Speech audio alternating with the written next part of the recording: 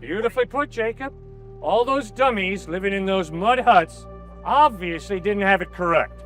But I, as a student here at UT Austin majoring in history, I am smart enough to tell you that there is no religion that is correct. They're all the same. Sir, that's an incredible truth claim. We've seen this history student before, and now he's back for round 2. Last time, he said no religion could ever be fully correct. Now he takes it further, arguing all faiths are flawed and truth is unknowable. Cliffe pushes back, pointing out that even claiming no one has the truth is a truth claim. And if God is everything, how do we call anything evil? The student leans on relativism, while Cliffe shows agnosticism can't avoid life's biggest questions. Which argument hits home? Let us know, and let's dive in. Perhaps it is an advanced race of aliens beyond our comprehension. Perhaps it is a spiritual God. I don't think anyone on earth has it correct. I don't think I have it correct necessarily. I don't think you have it correct. I don't think anyone here has it correct. And that's my opinion. Thank you so much, Jacob. Now, did I just hear you say, I don't think anyone has it correct? Did you say that? Mm-hmm. Is that a truth claim? Have you just made a truth claim when you have said, I don't think anybody has it correct? Well, I don't think anyone has it fully correct. Perhaps. Is that a truth claim? I don't think anybody has it fully correct. Is that a truth claim? Truth be told, I'm not familiar what a truth claim is. Please. That this is real. This is correct. What you've said is, I don't think anybody has it correct. Have you not made a truth claim? Well, I think by the statement in of itself is that I don't think anyone has it correct, so I don't think it is in of itself a truth claim. So just listen to what you're saying. I am so intelligent that I realize nobody has it correct. Sir, that is an amazing truth claim. You're saying all the Muslims in the world, all the Jews in the world, all the Hindus in the world, all the Christians in the world do not have it correct. Sir, that is one fantastic truth claim. Now, why do you hold so tightly to your truth claim that nobody has it correct? How do you know that? Nobody has it correct. Well, Cliff, have you been listening to what I've been saying? I've been listening to every word of what you've said, in spite of the fact you got interrupted by a guy. Well, the fundamental reason why I believe that no one has it fully correct is just by studying and examining these religions, seeing the juxtaposition between the loving aspects of, say, Christianity versus the smiting God who turns women into salt fillers. And as I described in Christianity, a series of codexes, we see that some stories are of a loving Jesus and others are, of course, turning women into salt fillers. And really, just by studying all of the various religions, you see that, well, which one stands out? Which ones do not? Please, give me a concrete reason why Christianity is any better than any of the aforementioned religions, or any worse. That's precisely the point. No faith stands out amongst the others. If one faith truly had it all correct, who truly had it down, if thousands of years ago, when these men were riding in their Bronze Age houses, in their palaces, in their little mud huts, wherever, and if they had it truly correct, would it not stand out? Beautifully put, Jacob. All those dummies living in those mud huts obviously didn't have it correct. But I, as a student here at UT Austin majoring in history, I am smart enough to tell you that there is no religion that is correct. They're all the same.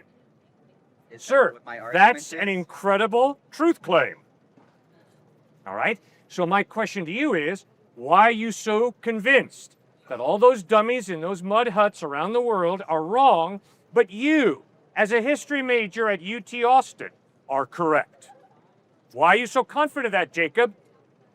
Well, you see, by going by your logic, it would seem that my argument makes no sense. Why is it that me as a freshman who hasn't even spent more than a few years of my life studying these issues, why am I correct, whereas all of the people in the past, the so-called dummies in the mud huts, that's what you said. You talked about the dummies in the mud huts.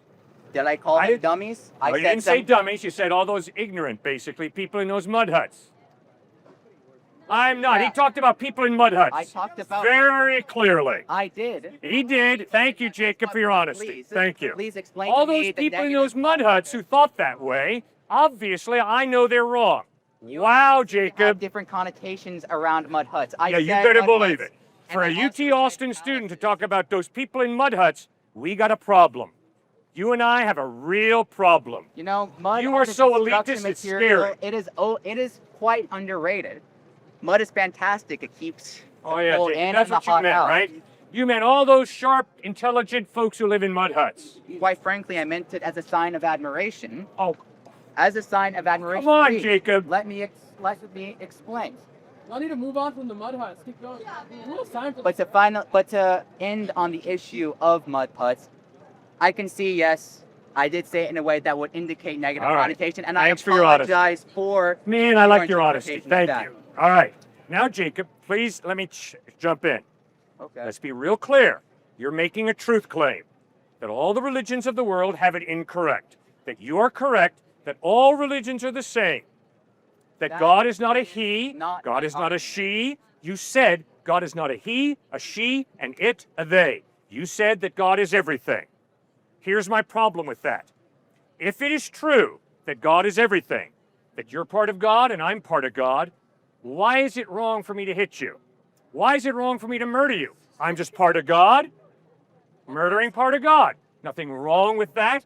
I'm part of God, and if I choose to love you and feed you, or if I choose to murder you, one's not right, the other's not wrong. Why? Because we're both, as you said, we're both part of God.